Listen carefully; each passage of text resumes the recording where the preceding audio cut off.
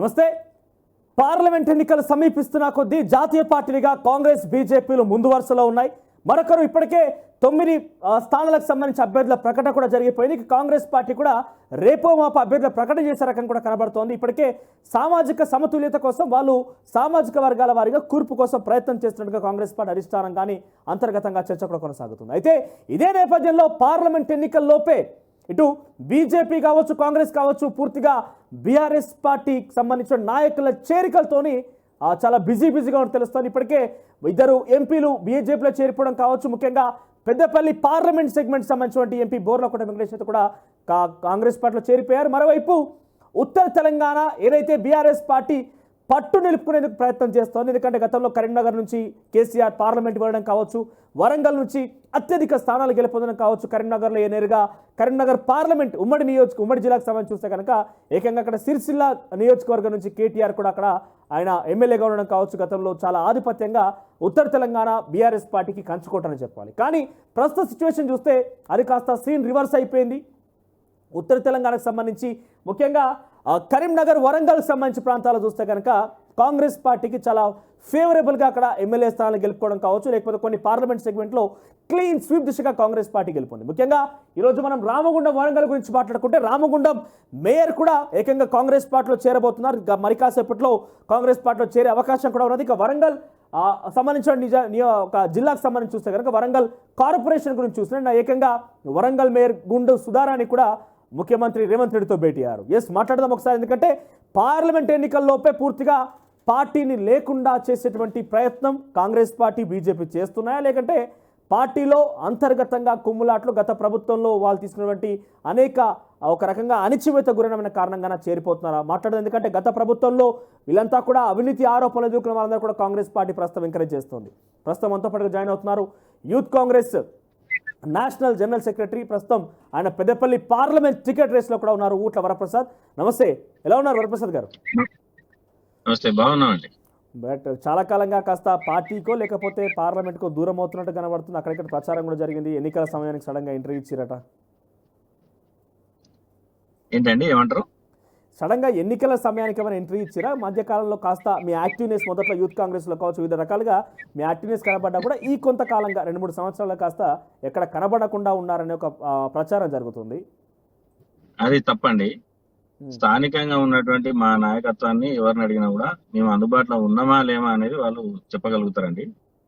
ఎందుకంటే ఇప్పుడు కొత్తగా కానండి, రాజకీయాల్లో సుమారు 23 సంవత్సరాల నుంచి వివిధ హోదాల లోపల ఎన్ఎస్ఐ స్టూడెంట్ ఆర్గనైజేషన్ లో కాలేజ్ అధ్యక్షునిగా మొదలుకుంటే జాతీయ యువజన కాంగ్రెస్ కార్యదర్శి వరకు సుమారు 23 సంవత్సరాల పాటు సుదీర్ఘకాలంగా గ్యాప్ లేకుండా పార్టీ కోసం పనిచేస్తూ ఉండడం జరిగింది. కాబట్టి మేము ఎన్నికల ముందు వచ్చినటువంటి నాయకులం కాదు.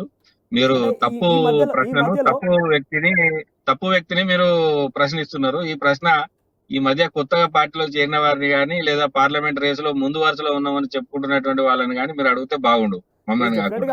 ఊట్ల వరప్రసాద్ అంటే యూత్ కాంగ్రెస్ లో, ఎన్ఎస్ఏలో చాలా వరకు సుదీర్ఘంగా మీ యొక్క ప్రస్థానం ఉన్నది. కాంగ్రెస్ పార్టీకి చాలా క్రియాశీలకంగా సౌమ్యుడిగా పనిచేశారు.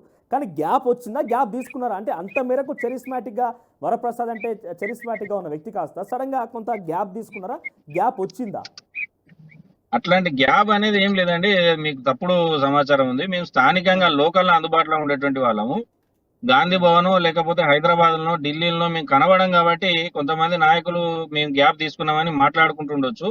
కానీ మా స్థానిక నాయకత్వాన్ని మీరు అడిగినట్లయితే ఉంటే మా శాసనసభ్యులు కానీ ఇప్పుడు 7 నియోజకవర్గాల లోపల 7 నియోజకవర్గాలు కూడా శాసనసభ్యులు అందరూ కూడా గెలిచి ఉన్నారు. వాళ్ళందరూ కూడా మేము సుపరిచితులమే. మొన్నటి ఎన్నికల్లో కూడా మేము పనిచేసినటువంటి వాళ్ళమే. ఎన్నికల ముందు కూడా ఆర్గనైజేషన్ పరంగా మరి శాసనసభ్యులకు అనుకూలంగా ఏ విధంగా మేము పనిచేసే వాళ్ళకు సహకారం అవుతుందనే ఆలోచనతోని పార్టీకి పనిచేసేటువంటి క్రమంలో నియోజకవర్గాల్లో మేము అందుబాటులోనే ఉన్నాం. అట్లా గ్యాప్ వచ్చింది అనేది ఏం లేదు. కాకపోతే ఈ సంవత్సరం ఈ టర్మ్ లో ఏంటంటే 2021 ఈ 2 కరోనా సంవత్సరాలు కాబట్టి కొంత నాయకులు అందరూ కూడా గ్యాప్ తీసుకున్నట్టుగానే కనబడుతుంది. సరే, కరోనా సమయంలో కూడా కొంత ప్రజలకు సేవలు అందించేటువంటి వ్యక్తులు మాత్రం కొంత ప్రజలకు కనబడినటువంటి పరిస్థితి ఉంటుంది. మేము కరోనా సమయంలో కూడా ప్రజలకు అందుబాటులో ఉండి పనిచేసినటువంటి వాళ్ళమే. మాట్లాడడం ఇంకా చాలా అంశాలు మాట్లాడాల్సిన అవసరం ఉంది. కానీ ప్రస్తుతం అయితే ముఖ్యంగా ఉత్తర తెలంగాణ విషయానికి వస్తే ఈరోజు వరంగల్, రామగుండానికి సంబంధించిన కార్పొరేషన్లు పూర్తిగా కాంగ్రెస్ పార్టీ వైపు అక్కడ మేయర్ కావచ్చు, ఇప్పటికే ముఖ్యమంత్రి రేవంత్ రెడ్డితోని గుండు సుధారాన్ని కలవడం కావచ్చు, ముఖ్యంగా మీ పార్లమెంట్ సెగ్మెంట్లో రామగుండం నియోజకవర్గంలో రామగుండం కార్పొరేషన్కి సంబంధించిన మేయర్ కూడా ఈరోజు మరి కాసేపట్లో కాంగ్రెస్ పార్టీలో చేరబోతున్న వార్తలు ప్రచారంలో మొత్తం కూడా ఊపందుకున్నాయి. సో ఎట్లా చూస్తారు? కావాలని బీఆర్ఎస్ పార్టీని పడగొట్టే ప్రయత్నమా, లేకుంటే గతంలో అవినీతి ఆరోపణలు ఎదుర్కొన్న వారిని కూడా ఈరోజు కాంగ్రెస్ పార్టీలో మీరు చేర్చుకుంటారంటే అందరూ కూడా వాషింగ్ పౌడర్ నిర్మా లెక్క మొత్తం పునీతులు అయిపోతారా? లేదండి. ఇప్పుడు గత 10 సంవత్సరాలు బీఆర్ఎస్ టిఆర్ఎస్ పార్టీ నాయకత్వంలో ప్రజలు విసుగు చెంది, నాయకులు అందులో పనిచేసినటువంటి నాయకులు కూడా విసుగు చెంది ఈరోజు కుటుంబ పాలనను అంతమొందించి, మరి రాక్షస పాలనను అంతమొందించి, అవినీతి పాలనను అంతమొందించి ప్రజాస్వామ్య పాలన దిశగా కాంగ్రెస్ నడిపిస్తుంది. నవ తెలంగాణ నిర్మాణం, అందరి సంక్షేమం కోరే తెలంగాణ నిర్మాణం కావాలని ప్రజలందరూ కూడా కోరుకొని ఈరోజు కాంగ్రెస్ పార్టీని రేవంత్ రెడ్డి గారి నాయకత్వంలో మరి కాంగ్రెస్ పార్టీకి మన రాష్ట్రంలో అధికారాన్ని కట్టబెట్టడం జరిగింది. అంతే తప్ప మరి ఇంకా వేరే ఉద్దేశం కాదు. ఈ రోజు మరి రామగుండం కార్పొరేషన్ లో మీరు అంటున్నట్టుగానే బీఆర్ఎస్ ని కాదు అని అంటే బీఆర్ఎస్ పార్టీలో ఉంటున్నటువంటి వ్యక్తులను కాదని కదా కాంగ్రెస్ పార్టీని కట్టబెట్టింది. మరి ఇదే కాంగ్రెస్ పార్టీ మళ్ళీ బీఆర్ఎస్ పార్టీలో వ్యక్తులను తీసుకోవడంలో ఆంతర్యమైంది. ఎట్లా ఎట్లా దీన్ని నిర్దేశిస్తారు మీరు? ఇప్పుడు బీఆర్ఎస్ పార్టీ వాళ్ళను మేము తీసుకోవడం కాదండి, వాళ్ళే ముందుకు వస్తా ఉన్నారు. ఎందుకంటే అక్కడ స్థానికంగా మా శాసనసభ్యుడు ఠాకూర్ రాజ్ ఠాకూర్ మక్కన్ సింగ్ గారు గత 20 ఏళ్ల నుంచి రామగుండం నియోజకవర్గంలో ప్రజలకు అందున్నటువంటి వ్యక్తి. ఈరోజు మరి ఇన్ని సంవత్సరాల తర్వాత, ఎందుకంటే టర్మ్ లో కూడా సెంటిమెంట్ మీద వాళ్ళ అధికారంలోకి రావడం జరిగింది. కాంగ్రెస్ నాయకత్వం పోరాటం చేసినప్పటికీ కూడా, ప్రజలకు అందుబాటులో ఉన్నప్పటికీ కూడా మరి సెంటిమెంట్ ను ఆధారం చేసుకుని వాళ్ళు 2 సార్లు అధికారంకి వచ్చిండ్రు.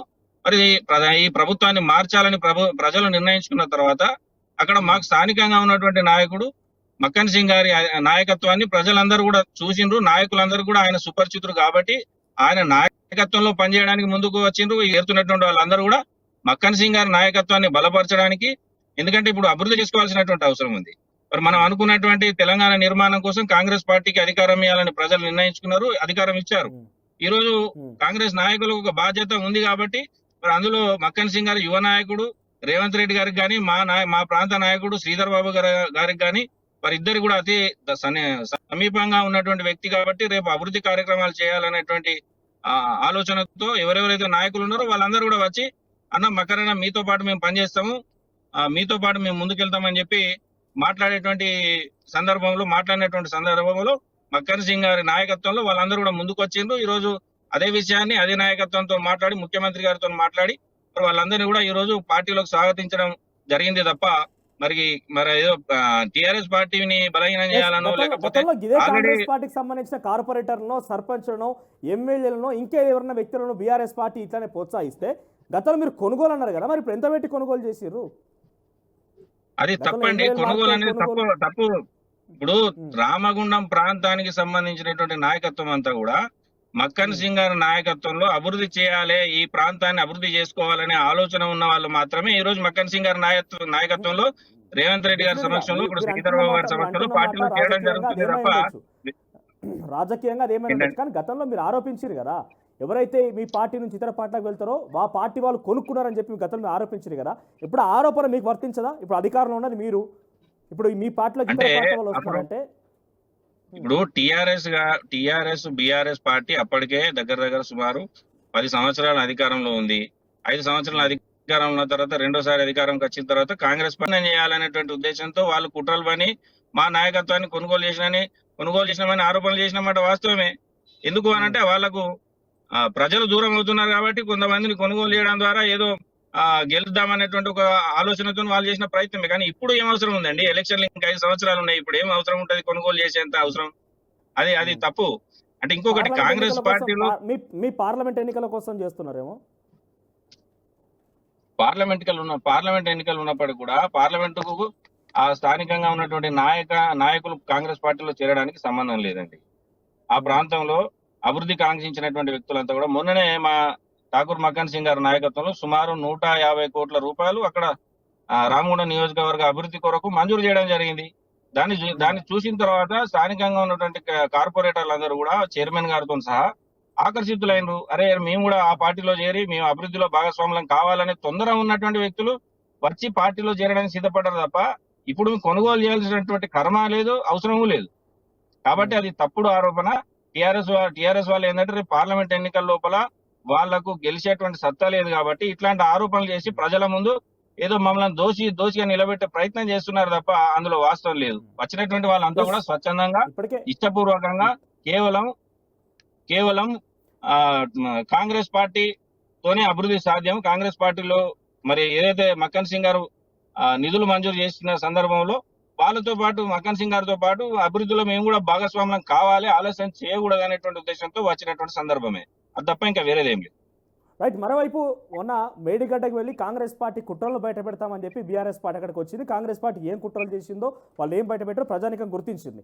ఏంది మీ పార్లమెంటరీ సెగ్మెంట్లో మీరు కూడా అక్కడ అభ్యర్థిగా రేస్లో ఉన్నారు, చాలామంది ఆశావాహులు ముందంజలో ఉన్నారు. సో ఏంది మీ పార్లమెంట్ సెగ్మెంట్ విషయానికి వస్తే ఇంత పెద్ద ఎత్తున రాష్ట్ర వ్యాప్తంగా చర్చకు వస్తుంది. బీఆర్ఎస్ పార్టీ ఇప్పటికే ఒక రకంగా కొప్పులీశ్వర్ని దాదాపుగా ప్రకటించేట్టుగానే చూడాలి. ఏం జరగబోతుంది పార్లమెంట్ నియోజకవర్గంలో? మేడిగడ్డ అనేటువంటిది ఏదైతే కాళేశ్వరం ప్రాజెక్ట్ ఉందో, ఈ కాళేశ్వరం ప్రాజెక్టు పేరు మీద సుమారు 1,00,000 కోట్ల అప్పు చేయడం జరిగింది ఈ గత టిఆర్ఎస్ ప్రభుత్వం. కాబట్టి ఎందుకు చేస్తారు ఈ అప్పులు అని అంటే మేము కాళేశ్వరం కట్టడానికి అని వాళ్ళు చెప్పుకోవడం జరిగింది. కాళేశ్వరం ద్వారానే మొత్తం రాష్ట్రం అంతా కూడా నీళ్లు వస్తాయి, కాళేశ్వరం కట్టకపోతే అంతకుముందు నీళ్లు ఎప్పుడు ప్రాజెక్టులు ఈ రాష్ట్రంలోనే లేవు అన్నట్టుగా వాళ్ళు ఏదైనా ఒక పని చేసే ముందు అది నిజం, ఆ పని తప్పుడు పని అయినా సరే అది నిజమైన పని అని ఒక 100 సార్లు చెప్తే దాంతో నిజమే లాభం జరుగుతుంది కావచ్చు అనేటువంటి ఒక భావనలో ప్రజలు వస్తారనే ఒక ఆలోచనతోని, ఒక కుట్రపూరితమైన ఆలోచనతోని మరి ఆ ప్రాజెక్టు అక్కడ కట్టవద్దని అధికారులు ఎప్పుడో నివేదిక ఇచ్చినప్పటికి కూడా ఆ నివేదికని పక్కన పెట్టి కేసీఆరే ఇంజనీర్ అయి కేసీఆరే అన్ని అయి ఆ ప్రాజెక్టు కేవలం పర్సనల్ ఇంట్రెస్ట్ మీద ప్రాజెక్ట్ నిర్మాణం చేసి ఈ రోజు అధికారులు నివేదిక ఇచ్చారో ఆ నివేదికను తొంగలు తొక్కి కేవలం సొంత ఆలోచనను ప్రజల మీద రుద్దే ప్రయత్నం గత కొన్ని సంవత్సరాలుగా వాళ్ళు చేయడం జరిగింది. అయితే వాళ్ళు చేసిన ప్రయత్నం ఎప్పుడు బయటపడ్డది? కరెక్ట్ ఎన్నికల ముందు ఆ ప్రాజెక్టు కుంగిన తర్వాత గప్పుడు అరే అధికారులు చెప్పింది నిజమే కదా అనేటువంటి సందర్భంలో మరి టిఆర్ఎస్ ప్రభుత్వానికి, అప్పుడు ఉన్నటువంటి టిఆర్ఎస్ ప్రభుత్వానికి అర్థమైన తర్వాత మళ్ళీ దాన్ని కప్పిపుచ్చుకోవడానికి ఈ నక్కజిత్తు వేషాలు, తప్పుడు మాటలు, ప్రజలను తప్పుదో పట్టించేటువంటి కార్యక్రమం, మళ్ళీ ఏదో ప్రయత్నాలు అంటే మేము చేసింది కరెక్టే, వాళ్ళే దాన్ని పట్టించుకుంటలేరని ప్రభుత్వాన్ని, కాంగ్రెస్ పార్టీని బదనాం చేయాలనేటువంటి ఒక తప్పుడు ఉద్దేశంతో వాళ్ళు చేసేటువంటి ప్రయత్నమే తప్ప ఇంకొకటి కాదు. వాళ్ళు ఏదైతే మోసపూరితంగా ప్రాజెక్టును 1,00,000 కోట్లు పెట్టి కట్టి ప్రజాధనాన్ని నాశనం చేసి ఈ రోజు మరి ప్రజల ముందు నిలబడలేక మళ్ళీ ఏం చేస్తున్నారు? మేము కట్టినటువంటి ప్రాజెక్టు కరెక్టే, ఇప్పుడు ఆ ప్రాజెక్టు మరి కుంగిపోతుంటే దాన్ని రిపేర్ చేసి ఇస్తే సరిపోతుంది అనేటువంటి ఒక తప్పుడు ఆలోచనలు వాళ్ళు మళ్ళా ప్రచారం చేయడం మొదలుపెట్టారు. అంటే టిఆర్ఎస్ వాళ్ళకి తప్పుడు ప్రచారాలు చేయడం, బట్టగాల్సి మీడేయడం కొత్త ఏం కాదు. ఇలా మళ్ళీ అదే ప్రయత్నం చేస్తా ఉన్నారు. వాళ్ళు చేసి 1,00,000 కోట్ల రూపాయలు ప్రజల దగ్గర నుంచి దోచుకొని దండుకొని ఈ రోజు ఆ డబ్బును ప్రజలకు ఉపయోగపడాల్సినటువంటి డబ్బును ప్రాజెక్టు పేరుతో కట్టి ఈ రోజు ఆ ప్రాజెక్టు కుంగిపోయిన తర్వాత మళ్ళా దాన్ని రిపేర్ చేస్తే మళ్ళా మంచిగా నడుస్తుంది అనేటువంటి ఒక తప్పుడు సందేశాన్ని ప్రజలకు ఇచ్చేటువంటి ప్రయత్నం చేస్తున్నారు తప్ప అందులో వాస్తవం లేదు. అక్కడ కట్టకూడదని ఎప్పుడో అధికారులు నివేదిక ఇచ్చిండ్రు. తుమ్మిడిహెట్టి దగ్గర ప్రాజెక్టు కట్టి మరి గ్రావిటీ ద్వారా మనం నీళ్లు తీసుకొచ్చుకునేటువంటి అవకాశం ఉన్నప్పటికీ కూడా దాన్ని పక్కన పెట్టి తుమ్మిడిహెట్టి ప్రాజెక్టును తుంగలో తొక్కి కాళేశ్వరం అని ఈయననే కొత్త ఇంజనీర్ ఇచ్చినటువంటి ప్రాజెక్టును నివేదికను పక్కన పెట్టి ఈయననే ఇంజనీర్ అయి ఆ ప్రాజెక్ట్ ని కట్టి ఈ రోజు అప్పుల భారాన్ని, కుప్పల భారాన్ని మీద ప్రజల మీద పెట్టి ఈ రోజు తీవ్ర అన్యాయం చేసినటువంటి వాళ్ళు టిఆర్ఎస్ వాళ్ళు. అట్లాంటి కాంగ్రెస్ బదనాం చేయడం కాంగ్రెస్ పార్టీ మేడిగడ్డని అందిపుచ్చుకున్నది, ఏ మేరకు దాన్ని ప్రచారం చేసి బీఆర్ఎస్ పార్టీని కొల్లగట్టిందో మనం చూస్తూనే ఉన్నాం. కానీ పార్లమెంట్ ఎన్నికల వరకు కూడా, ఎందుకంటే ప్రభుత్వం ఏర్పాటై 3 నెలల సమయం అయిపోయింది, ఇక్కడ పార్లమెంట్ ఎన్నికల వరకు కూడా ఇదే అంశాన్ని ఎవరైతే ప్రజలు కూడా ఏ రకంగా తీర్పునివ్వబోతారో చూడాల్సిన అవసరం అయితే ఉంది. కానీ ఏంది పెద్దపల్లి పార్లమెంట్కి బీఆర్ఎస్ పార్టీ ఇప్పటికీ అభ్యర్థిని ప్రకటించేసింది. ఇక రేపో మాపో బీజేపీ కూడా ఆ దిశగా ప్రయత్నం చేస్తోంది. కాంగ్రెస్ పార్టీ ఏంటి పెద్దపల్లి పార్లమెంట్లో ఏం జరగబోతుంది? ఎందుకంటే గతంలో కూడా మీరు టికెట్ ఆశించారు కదా. సో 2019 టికెట్ ఆశించినప్పటికీ మీరు భంగపాటు గురయ్యారు. ఒక రకంగా మీ భాషలో, మీ కాంగ్రెస్ పార్టీ చెప్పే భాషలో చెప్పాలంటే పారాచూట్లను తీసుకొచ్చి అక్కడ బరిలో నిలిపారు. సో డెఫినెట్గా కొంత సెకండ్ పొజిషన్కి అయితే కాంగ్రెస్ పార్టీ వచ్చింది. మరి ఈసారి ఎట్లా ఉండబోతుంది? కాంగ్రెస్ కార్యకర్తలకి, కాంగ్రెస్ పార్టీ నాయకులకు లాభం జరుగుతుందా, లేదంటే గదే పారాచూట్లకు, లేకపోతే మీరు అనుకున్నటువంటి ఏమంటారు ఆర్థిక బలాబలాలను వ్యక్తి మాత్రమే చూసే అవకాశం ఉన్నదా? వాస్తవంగా కాంగ్రెస్ పార్టీలోనికి కొత్త వాళ్ళు వచ్చి టికెట్లు అడుగుతున్నప్పుడు అదే మరి మా పార్టీలో మేము సుదీర్ఘకాలంగా పోరాటం చేస్తూ ఏదో ఒక రోజు మాకు అవకాశం వస్తుందని, ఆ ప్రాంతానికి సంబంధించిన మంచి చెడులు మాకు తెలుసు, ఆ ప్రాంతంలో ప్రజల కష్టాలు మాకు తెలుసు, మరి ఆ ప్రాంతంలో సింగరేణి ప్రాజెక్టుకు సంబంధించిన సమస్యలు కానీ, లేకపోతే ఎన్టీపీసీకి సంబంధించినటువంటి సమస్యలు కానీ, లేకపోతే ఆ ప్రజలకు సంబంధించిన ఏవైతే చిన్న సూక్ష్మమైనటువంటి అంశాలు మొదలుకొని మరి ఆ పెద్ద అంశాల వరకు పెద్దపల్లి పార్లమెంటు పరిధిలో ఉన్నటువంటి ప్రజలందరితో మేము మమేకమైకి తిరిగినటువంటి వాళ్ళము, అక్కడ పుట్టినము, అక్కడ పెరిగినము, ఆ ప్రజలతోని మాకు సంబంధాలు ఉన్నాయి, ప్రజలకు సంబంధించిన మంచి చెడులని చూసినటువంటి వాళ్ళం కాబట్టి జనరల్ గా మేము అక్కడ మాలాంటి వాళ్ళకి అవకాశం కల్పిస్తే అక్కడ ప్రజల గొంతుగా నిలబడి మేము పోరాటం చేయగలుగుతాం. మా ప్రాంత ప్రజలు మాకు సంబంధించినటువంటి ప్రాంత ప్రజలు కాబట్టి మేము తప్పకుండా వాళ్ళకి న్యాయం చేయగలుగుతాం అనేటువంటి విశ్వాసం మాకుంది. మా ప్రాంత ప్రజలకు కూడా మా నాయకత్వం మీద విశ్వాసం ఉంది. కాబట్టి అట్లాంటి పరిస్థితుల్లోనే మేము అడుగుతా ఉన్నాం, మాలాంటి వాళ్ళకి అవకాశం కల్పించండి. మాలాంటి వాళ్ళకి అవకాశం కల్పిస్తే తప్పకుండా మా ప్రాంత ప్రజలకు మేము న్యాయం చేయగలుగుతాము. రెండోది ఏంటంటే పార్టీ పైన కూడా కెమెరా రొటేట్ అయింది, కెమెరా సెట్ చేసుకోండి. రైట్, మాట్లాడండి, పర్లేదు మాట్లాడండి. మేము ఆ ప్రాంతానికి సంబంధించినటువంటి వ్యక్తులం కాబట్టి, ఆ ప్రాంతంలో పుట్టి పెరిగినటువంటి వాళ్ళం కాబట్టి, ఆ ప్రాంత ప్రజలకు సంబంధించినటువంటి సమస్యలన్నీ మాకు పూర్తి స్థాయిలో అవగాహన ఉన్నాయి కాబట్టి మాలాంటి వాళ్ళకి అవకాశం ఇస్తే ఏం జరుగుతుంది? మాకు వేరే వ్యాపారాలు ఏం లేవు. మేము హైదరాబాద్కో ఢిల్లీకో ఊరికేనే తిరగడానికి మాకు ఎట్లాంటి వ్యవహారాలు, పర్సనల్ వ్యవహారాలు ఏం లేవు. సిద్ధాంతం ఉంటది కదా, గెలుపు గుర్రాలకే టికెట్లు ఇస్తున్నాం అనే అంశంతో సామాజిక వర్గాలను పక్కన పెట్టి ఇష్టానుసారంగా ఇచ్చేటువంటి అవకాశం కూడా ఉంటుంది కాంగ్రెస్ పార్టీలో మొదటి నుంచి కూడా. గెలుపు గుర్రాలంట, గెలుపు గుర్రాల కంటే ఎవరండి గెలుపు గుర్రాలు? ఎవరు?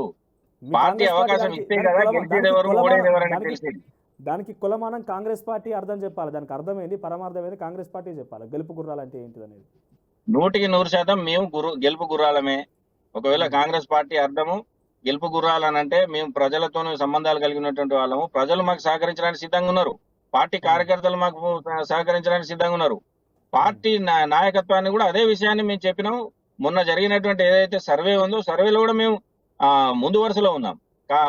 మా పార్టీ నిర్వహించినటువంటి సర్వేలో కూడా మరి స్థానిక కార్యకర్తలు బాగుంటుందని మెజారిటీ కార్యకర్తలు కానీ నాయకత్వం కానీ అభిప్రాయాలు చెప్పడం జరిగింది. ప్రజలు కూడా అభిప్రాయం చెప్పడం జరిగింది. ఇప్పుడు మీరు అంటున్నటువంటి ఎవరైతే పారాషూట్ నాయకులు ఉన్నారో, కొత్తగా వస్తున్నటువంటి నాయకులు ఉన్నారో వాళ్ళ మీద కూడా అభిప్రాయాన్ని సేకరించినప్పుడు కాదు, మీరు కరెక్ట్ చేయాలి. మేమంటున్న మాట కాదు, మీ పార్టీ అంతర్గతంగా మాట్లాడుకుంటుంది. పారాషూట్ నాయకులను మీ పార్టీ నిర్వచించింది ఒక అర్థం, మేమంటున్న మాట కాదు ఇది. లేలే అంటే నేను అనేది ఇప్పుడు పారాషూట్ నాయకులని నేను అనడం కాదు, కానీ ఈరోజు పార్టీలోకి వచ్చిన తర్వాత ప్రజల అభిప్రాయం, కార్యకర్తల అభిప్రాయం కూడా పార్టీ తీసుకుంటది కదా. ఆ క్రమంలో మెజారిటీ కార్యకర్తలు చెప్పినటువంటి విషయాన్ని నేను మీకు చెప్తా ఉన్నా. మెజారిటీ కార్యకర్తలు చెప్పిన విషయం ఏంది? మీరు పార్టీలో పనిచేసినటువంటి ఏ వ్యక్తికి ఇచ్చినా కూడా తప్పకుండా గెలుస్తారు, మంచి మెజారిటీ గెలుస్తారు, మేము గెలిపించుకుంటామని చెప్పి ప్రజలు కానీ కార్యకర్తలు కానీ వాళ్ళు చేసినటువంటి సర్వేలో చెప్పడం జరిగింది. బయట నుంచి కేవలం ఎన్నికల సమయాల్లో టికెట్ల కోసం వచ్చేటువంటి వ్యక్తులను మీరు ప్రోత్సహిస్తే ఒకవేళ సీటు నష్టపోతే, సీటు ఓడిపోతే అది మళ్ళా పార్టీ మీద ప్రభావం చూపిస్తుంది అనే విషయం కూడా వాళ్ళ అభిప్రాయం చెప్పడం జరిగింది. కాబట్టి పార్టీ నిర్ణయం మేము అనుకుంటా ఉన్నాం, పార్టీ తప్పకుండా సానుకూలమైన నిర్ణయం, సానుకూలమైన ఆలోచన చేస్తుంది. కార్యకర్తలను వదిలిపెట్టేటువంటి పార్టీ కాదు కాంగ్రెస్ పార్టీ. మా నాయకుడు, మా ప్రాంతానికి సంబంధించినటువంటి నాయకుడు శ్రీధర్ బాబు గారు, మా గురువు గారు, ఆయన కూడా అక్కడ ఎట్లుంది వాతావరణం అనేది పూర్తిగా తనకు అవగాహన ఉంది. తప్పకుండా సానుకూలమైన నిర్ణయం. వరప్రసాద్ గారు, ఒక సూటి ప్రశ్న ఇక్కడ ఏంటంటే, మీలాంటి వాళ్ళు చాలా మంది మీ యొక్క పెద్దపల్లి పార్లమెంట్ సెగ్మెంట్ అనే కాదు, కాంగ్రెస్ పార్టీకి సంబంధించి 17 పార్లమెంట్ సెగ్మెంట్లో చాలా తీవ్రంగా మీలాగా యూత్ కాంగ్రెస్లో పనిచేసిన వాళ్ళు, లేకపోతే ఎన్ఎస్ఏ నుంచి వచ్చిన వాళ్ళు, కింది స్థాయి కార్యకర్త నుంచి ఈరోజు ఒక నాయకుడి వరకు, రాష్ట్ర స్థాయి నాయకుడి వరకు ఎదిగిన వాళ్ళు కావచ్చు, ప్రయత్నాలు చేస్తూనే ఉన్నారు. సో దాంట్లో చాలా వరకు నియోజకవర్గాల్లో అసలు టికెట్ ఆశించకుండా, వాళ్ళు ఇంతవరకు కాంగ్రెస్ కండువా వేసుకోకపోయినా, అసలు ప్రజల గురించి, నాయకత్వం గురించి, ప్రజాస్వామిక తెలంగాణ గురించి, తెలంగాణ ఉద్యమం గురించి ఎటువంటి అవగాహన లేకుండా కూడా వాళ్ళ పేర్లు ప్రస్తావనకు వస్తుంది. దానికి కారణం ఖమ్మం చూసినా, నల్గొండ చూసినా, ఇంకెక్కడ చూసినా కూడా అట్టే జరుగుతుంది. ముఖ్యంగా మీ పెద్దపల్లి పార్లమెంట్ సెగ్మెంట్లో కూడా ఇప్పుడు ప్రస్తావనకు వస్తున్న పేరు అయితే గడ్డం వంశీ పేరు వినిపిస్తుందో, సామాజిక వర్గంగా గత ఆయన జనరేషన్స్, తన యొక్క తాత కాక వెంకటస్వామి కావచ్చు, తర్వాత వివేక్ కావచ్చు, వీళ్ళందరూ కూడా రాజకీయంగా ఉన్నవాళ్ళు వాళ్ళ కుటుంబ నేపథ్యంతోనే వస్తున్నారా? లేకపోతే ఎందుకంటే కాంగ్రెస్ కార్యకర్తగా ఏనాడు కూడా ప్రజల్లోకి వచ్చినట్టుగా కాంగ్రెస్ కండవ వేసుకున్నట్టుగా, లేదంటే ప్రతిపక్ష పాత్రగా అక్కడ బీఆర్ఎస్ ఎమ్మెల్యేలనో లేకుంటే బీఆర్ఎస్ పార్టీ నాయకత్వాన్నో ప్రశ్నించినట్టుగా ప్రజలకు అందుబాటులో ఉన్నటువంటి వ్యక్తులుగా ఎక్కడ కూడా చూసిన దాఖలాలు లేవు. కానీ అటువంటి వారి పేరు ముందు వరుసలో ఉంది. ఎట్లా చూస్తుంది, ఎట్లా నిర్దేశిస్తారు మీరు? అంటే ఓన్లీ పెద్దపల్లినే కాదు, ఓవరాల్ 17 నియోజకవర్గాలు ఇదే పరిస్థితిగా ఉంది. వాస్తవంగా ఇది మాకు దురదృష్టకరమే. ఇట్లా ఎందుకనంటే వాళ్ళ కుటుంబం నేపథ్యం గురించి చెప్పుకుంటే పార్లమెంట్ లో రిజర్వేషన్ పుట్టినప్పటి నుంచి పార్టీ వాళ్ళకే అవకాశం కల్పించింది. అయితే ఈసారి కొత్తగా అంటే వాళ్ళు మొన్నటి వరకు పార్టీలో లేరు కాబట్టి మాలాంటి వాళ్ళం పార్టీలో నిజాయితీగా 24 గంటలు పార్టీకి అందుబాటులో. పార్టీ లేకపోవడమే కాదు, గడ్డం వంశీ ఈజ్ బిగ్ ఏమంటారు గుడ్ ఎంటర్ప్రీనియర్. ఆయన ఒక మంచి ఎంటర్ప్రీనియర్ కావచ్చు, బిజినెస్ యాక్టివిటీస్ చేసి ఉండొచ్చు. కానీ పార్టీలో ఉన్నటువంటి వ్యవహారాల్లో చాలా తక్కువ, అసలు జీరో. నాకు తెలిసి అంత పెద్దగా యాక్టివ్నెస్ కానీ పార్టీలో ఒక నిరసన తెలపడమో లేకుంటే ప్రజా సమస్యకు సంబంధించి రిప్రజెంట్ చేయడమో చాలా తక్కువ శాతంగా ఉంది కదా. అయినప్పటికీ ఇటువంటి వ్యక్తుల యొక్క రిప్రజెంటేషన్ ఉండడం ఎట్లా చూస్తారు మీరు? అంటే కొంచెం మాకైతే ఇబ్బందికరమైనటువంటి అంశమే. కానీ మాకు ఇంకా అనౌన్స్మెంట్, అఫీషియల్ అనౌన్స్మెంట్ రాలేదు. మేము ఆ ప్రతిపాదన అనేది పార్టీ దగ్గర నుంచి వస్తుందని తెలిసిన తర్వాత పార్టీ నాయకుల దగ్గర మేము అబ్జెక్షన్ కూడా చెప్పడం జరిగింది. ఎందుకంటే స్పెక్యులేషన్స్ వస్తూనే అంతర్గతంగా పార్టీలో కూడా చర్చలు కొనసాగుతున్నాయి. దాదాపుగా టికెట్ వాళ్ళకు అవునవును మేము కూడా వార్తల ద్వారా పేపర్ల ద్వారా తెలుసుకొని మా నాయకులను మేము ప్రశ్నిస్తా ఉన్నాం. ఎందుకు అని అంటే మేము ఇన్ని సంవత్సరాల నుంచి వెళ్ళి కేవలం మాకు అవకాశం వస్తుంది అనేటువంటి ఒక నమ్మకంతోనే పనిచేస్తా ఉన్నాం. కాబట్టి మాలాంటి వ్యక్తి మాలాంటి పార్టీకి అందుబాటులో ఉండి కష్టకాలంలో నష్టకాలంలో మంచిలో చెడులో మేము పార్టీకి అందుబాటులో ఉండి పనిచేసినటువంటి వ్యక్తులం. పార్టీకి పనిచేసినటువంటి మాలో ఎవరికి ఇచ్చినా కూడా, నాతో పాటు ఇంకా చాలా మంది కార్యకర్తలు పార్టీకి పనిచేసినటువంటి దళిత నాయకులు ఉన్నారు. కాబట్టి అట్లాంటి వాళ్ళలో ఎవరికి ఇచ్చినా మంచిదే. ఇది తప్పకుండా పార్టీ కార్యకర్తలను గుర్తించాల్సినటువంటి సమయం, పార్టీ కార్యకర్తలకు అవకాశం ఇవ్వాల్సినటువంటి సమయం. ఇట్లాంటి సమయం మళ్ళీ రాదు. మళ్ళీ రిజర్వేషన్ అనేది మళ్ళీ తర్వాత బైఫర్కేషన్ కూడా ఉంది. బైఫర్కేషన్ తర్వాత రిజర్వేషన్ కూడా ఉంటుందో ఉండదో తెలియదు. కాబట్టి ఇదే చివరి అవకాశం కాబట్టి ఒక్కసారన్నా మా స్థానికులకు అవకాశం ఇవ్వాలనే మేము పార్టీ నాయకత్వాన్ని కోరుతా ఉన్నాం. సరే, మాకు వాస్తవంగా ఇట్లాంటి వ్యక్తులు వచ్చినప్పుడు వాళ్ళ మీద మాకు వ్యక్తిగతంగా ఎలాంటి కోపం కానీ ఎలాంటి కానీ బాధ కానీ లేదు. కానీ అలాంటి వారు పెట్టుబడిదారులు వచ్చి రాజకీయ నాయకులు అయితే మరి ప్రజలను ఎవరు పట్టించుకోవాలి? మేమైతే ప్రజలలో బతుకుంటూ ప్రజల కోసం బతుకుతున్నాం కదా. మాకు ఇంకా వేరే పని ఏం లేదు కదా. పొద్దున్న అయితే ప్రజల కోసం చెప్తున్నారంటే, మీరు చెప్పగానే ఏం చెప్తున్నారంటే కాంగ్రెస్ పార్టీ పెట్టుబడిదారులనే ప్రోత్సహిస్తుందని చెప్తున్నారు. పెట్టుబడిదారులను ప్రోత్సహించడం అని కాదండి. వాళ్లకు ఒక కుటుంబ నేపథ్యం ఉంది కాబట్టి వాళ్ళు ప్రయత్నాలు చేస్తా ఉన్నారు. వాళ్ళు అధిష్టానాన్ని ఒప్పించేటువంటి ప్రయత్నం చేస్తా ఉన్నారు. మేమేమో వాస్తవాలను చెప్పి వాళ్ళని ఒప్పించేటువంటి ప్రయత్నం చేస్తా ఉన్నాం. ఇంకా పార్టీ నిర్ణయం తీసుకోలేదు. ఇప్పుడు ఏదో వస్తున్నటువంటి వార్తలు నిజమని అనుకుంటే కూడా అది కూడా భ్రమే అవుతుంది. ఇంకా పార్టీలో నాయకులు ఉన్నారు. మా నాయకుడు శ్రీధర్ బాబు గారు ఉన్నారు. ఇంకా పెద్ద మనుషులు చాలా మంది ఉన్నారు. ఈ నియోజకవర్గానికి సంబంధించినటువంటి వివేక్ కుటుంబమే కాకుండా ఇంకా 5 ఎమ్మెల్యేలు ఉన్నారు. కాబట్టి అందరూ ఇంకా దాని మీద సమాలోచనలో ఉన్నారు. ఇది పద్ధతి కాదని కూడా ఆ నాయకత్వం అడుగుతా ఉన్నారు. వాళ్ళ మీద వ్యక్తిగతంగా ఏమి వ్యతిరేకం లేదు. వాళ్ళతో మాకు మంచి సంబంధాలే ఉంటాయి. కానీ రాజకీయ అవకాశానికి వచ్చేటప్పటికి మాత్రం తప్పకుండా మేము వ్యతిరేకిస్తాం. ఎందుకంటే వాళ్ళకి ఇప్పటికే వాళ్ళ కుటుంబానికి 2 ఎమ్మెల్యే టికెట్ ఇచ్చిండ్రు. వాళ్ళ కుటుంబంలో 2 ఎమ్మెల్యే టికెట్. 7 అసెంబ్లీ సెగ్మెంట్లు ఉంటే దాంట్లో 2 అసెంబ్లీ సెగ్మెంట్ వాళ్ళ కుటుంబాలకు సంబంధించినవి. సో వాళ్ళని కాదని మీకు ఎట్లా వస్తాయి? మీరు విధిమా వ్యక్తం చేస్తున్నారు. అవునండి, నేను అనేది వాళ్ళ కుటుంబానికి 2 అవకాశాలు ఇచ్చారు కాబట్టి ఇంకా కూడా అవకాశాలు వాళ్ళకి ఇవ్వడం ఏందనే కదా మేము ప్రశ్నిస్తా ఉన్నాం. ఇది తీవ్రమైనటువంటి అన్యాయం కాదా? కార్యకర్తలు నమ్ముకున్న పార్టీని నమ్ముకొని పనిచేసేటువంటి కార్యకర్తలకు మరి అన్యాయమే కదా. నేను దాన్ని ప్రశ్నిస్తా ఉన్నాను. మా పార్టీలో అదే కదా, మా పార్టీలో అంతర్గత ప్రజాస్వామ్యం ఉంటది. మా పార్టీని కూడా మేము ప్రశ్నించుకుంటాం. అట్లా పార్టీ ఏం చేసినా కూడా మేము భరిస్తూ ఉంటాం అనేది ఏం లేదు. మా దాంట్లో మేము ప్రశ్నించుకుంటాం, మళ్ళీ పరిష్కరించుకుంటాం, ముందుకు వెళ్తాం. మాకు నమ్మకం ఉంది ఇప్పటికైనా పార్టీ పెట్టుబడిదారులను ప్రోత్సహించదని, మా ప్రాంతంలో అట్లాంటి అవకాశం మళ్ళొకసారి అట్లాంటి నిర్ణయం తీసుకోదనే మేము నమ్ముతా ఉన్నాం. ఇప్పటికి కూడా మా పోరాటం నడుస్తా ఉంది. టీఆర్ఎస్ పార్టీ కూడా చాలా పకడ్బందీగా మీరేమో టికెట్ల కోసం ఇక్కడ కాంగ్రెస్ పార్టీ కాస్త సతమతం అవుతుంది. బీజేపీ అక్కడ ఏం రేస్లో ఉన్నా కూడా బీజేపీ అక్కడ ఒక రకంగా చెప్పాలంటే స్ట్రాంగ్ అయితే ఏం కాకపోవచ్చు పార్లమెంట్ సెగ్మెంట్ వ్యాప్తంగా కావచ్చు. ఎందుకంటే గతంలో ఎన్నికలు బేరీజ్ వేసుకున్నా, అసెంబ్లీ ఎన్నికలు బేరీజ్ వేసుకున్నా, ఇక పోటీ చాలా తీవ్రంగా కాంగ్రెస్ మధ్య ఉండే అవకాశం ఉంది. బీఆర్ఎస్ పార్టీ తమ పార్టీ అభ్యర్థిగా కొప్పుల ఈశ్వర్ని దాదాపుగా ప్రకటించినట్టుగా చూడాలి. సో ఎట్లా నిర్దేశిస్తారు? బీఆర్ఎస్ పార్టీ అక్కడ స్థానాలు కోల్పోయినప్పటికీ చాలా బలమైనటువంటి పార్టీయే. మీరే రకంగా అయితే స్థానికుడిగా ఒక సమస్య తెలుసు అనుకుంటున్నారు. మొదటి నుంచి కూడా మీకంటే రాజకీయ అనుభవం ఉన్నటువంటి వ్యక్తులు ఎవరైతే కొప్పుల ఈశ్వర్ అక్కడ బరిలో ఉంటే ఏ రకంగా ఉండబోతున్న పరిస్థితి? ఎందుకంటే మీరు పోటీ పడుతున్న అందరూ కూడా యువకులు. సో కొత్త తరమైనటువంటి జనరేషన్స్ ఒకటి వస్తుంది. కొప్పుల ఈశ్వర్ ఆల్రెడీ ఎస్టాబ్లిష్ అక్కడ మంత్రిగా అనేక సార్లు ఎమ్మెల్యేలుగా పోటీ చేసిన అనుభవం ఉంది కాబట్టి ఎట్లా నిర్దేశిస్తారు బీఆర్ఎస్ కాంగ్రెస్ మధ్య వార్ని? హలో, వినబడుతుందా? వాయిస్ వినబడుతుందా మీకు? ఆ వాయిస్ కొంచెం బ్రేక్ అయినా, అందుకే చెప్పండి మళ్ళొకసారి. రైట్, మీ కాంగ్రెస్ పార్టీలో అంతర్గతంగా యువ నాయకులు పోటీ పడుతున్నారు, మాకంటే మాకు టికెట్ అని చెప్పి స్పెక్యులేషన్స్ ఆ రకంగానే వస్తున్నాయి. అయితే బీఆర్ఎస్ పార్టీ ఇప్పటికే అధికారికంగా డిక్లేర్ చేయకపోయినప్పుడు దాదాపుగా కొప్పుల ఈశ్వర్ అక్కడ అభ్యర్థిగా మనం ఖరారెంట్గానే చూడాలి. ఆయన చాలా సీనియర్ నాయకుడు, దీనికి తోడు ఆయన మంత్రిగా, ఎమ్మెల్యేగా, పలుమారు అనుభవం ఉన్న వ్యక్తిగా, ఒక రకంగా సౌమ్యుడిగా కూడా పేరైతే ఉన్నది. సో ఈ ఎన్నికల అసెంబ్లీ నుంచి ఓడిపోయినప్పటికీ కూడా so BRS party Congress party మధ్య ఒక పొలిటికల్ వార్ అక్కడ ఎట్లా చూస్తారు మీరు? వాస్తవంగా 7 నియోజకవర్గాల్లో కూడా కాంగ్రెస్ పార్టీ అభ్యర్థులే గెలిచినారు. కాంగ్రెస్ పార్టీ చాలా ముందంజలో ఉంది. ఇలా బీఆర్ఎస్ పార్టీ అయినా బీజేపీ పార్టీ అయినా వాస్తవంగా వాళ్ళ అభ్యర్థులకు కనీసం ఆత్మవిశ్వాసం కూడా లేదు, వాళ్ళు గెలుస్తామనేటువంటి ఆలోచన కూడా లేదు. కేవలం వాళ్ళు ఏంటంటే మేమిద్దరిట్లలో ఎవరం సెకండ్ ఉండాలనే దాని మీద వాళ్ళిద్దరు కొట్లాడుకోవాలి. వాస్తవంగా బీజేపీ అయితే ఇంకా దారుణమైనటువంటి పరిస్థితులు అక్కడ ఉంది. సరే, ఏదేమైనా కాంగ్రెస్ పార్టీ గెలవడం తథ్యం. మేము మా మా మా మా ఆలోచన ఒకటే, ఈసారి కాంగ్రెస్ పార్టీని, అధిష్టానాన్ని, నాయకులను మేము కోరేది ఒకటే, పార్టీని నమ్ముకొని పనిచేసేటువంటి కార్యకర్తలకు ఇది చివరి అవకాశం కాబట్టి తప్పకుండా పార్టీకి పనిచేసినటువంటి కార్యకర్తలలో ఎవరికి అవకాశం కల్పించినా కూడా బాగుంటది. ఎందుకంటే స్థానికంగా ఉన్నటువంటి సమస్యల మీద మేము పోరాటం చేసినటువంటి వాళ్ళం. గతంలో టిఆర్ఎస్ ప్రభుత్వంలో ప్రజా వ్యతిరేక విధానాలపై, స్థానికంగా ఉన్నటువంటి సమస్యలపై అనేక పోరాటాలు చేసినాము, ధర్నాలు చేసినా, రాస్తారోకోలు చేసినా, దీక్షలు చేసినా, ఆమరణ నిరాహాలు దీక్షలు చేసినాము. ఈ విధంగా అనేక సమస్యల మీద పోరాటం చేసినాం కాబట్టి స్థానికంగా ఉన్నటువంటి సమస్యల మీద మాకు పరిపూర్ణ అవగాహన ఉంది. రెండోది, మేము అక్కడ అందుబాటులో ఉంటాం. ప్రజలకు వాళ్ళు మా దగ్గరికి వచ్చి చేసుకోగలరు పనులు కానీ, లేకపోతే ఏదైనా కూడా వాళ్ళకు ప్రజలకు మేము అందుబాటులో ఉంటాం కాబట్టి తప్పకుండా పార్టీ అధిష్టానం ఆలోచన చేసి మాలాంటి వాళ్ళకు ఎవరికి ఇచ్చినా సరే, పార్టీ కార్యకర్తలకు ఎవరికి ఇచ్చినా సరే తప్పకుండా గెలిచేటువంటి seat.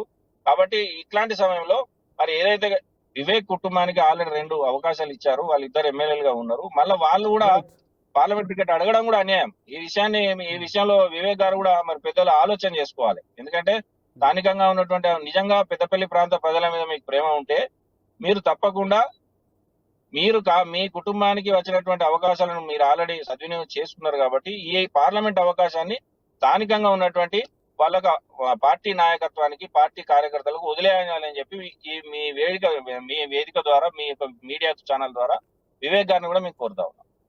Right, thank you for joining us. ఓవరాల్గా 2 కార్పొరేషన్లకు సంబంధించి దాదాపుగా రామగుండం ఇప్పటికే కాంగ్రెస్ కైవసం చేసుకున్నట్టు చెప్పాలి. ఎందుకంటే మేయర్తో పాటుగా మరికొంతమంది కార్పొరేటర్లు కూడా ఇప్పటికే కాంగ్రెస్ పార్టీలో చేరికైపోయారు. తర్వాత వరంగల్ విషయానికి వస్తే వరంగల్ మేయర్ గుండు సుధారాణి కూడా ఇప్పటికే ముఖ్యమంత్రి రేవంత్ రెడ్డితో భేటీ అయ్యారు. నియోజకవర్గ పార్లమెంట్కి సంబంధించినటువంటి 2 కూడా, ఇక్కడ వరంగల్ చూసుకున్న రామగుండంకి సంబంధించినటువంటి పెద్దపల్లి పార్లమెంట్ చూసుకున్న 2 కూడా దాదాపుగా కాంగ్రెస్ పార్టీకి ఉన్నటువంటి అడ్డు కాస్త ఇక్కడ మున్సిపల్ కార్పొరేషన్లు, ఆ తర్వాత అక్కడున్నటువంటి మున్సిపాలిటీలు. సో ఈ అడ్డు కాస్త తొలగించేసుకుందని చెప్పాలి కాంగ్రెస్ పార్టీ. ఎందుకంటే బీఆర్ఎస్ పార్టీ రామగుండంలో అక్కడ పీఠం అధిరోహించింది రామగుండం కార్పొరేషన్లో.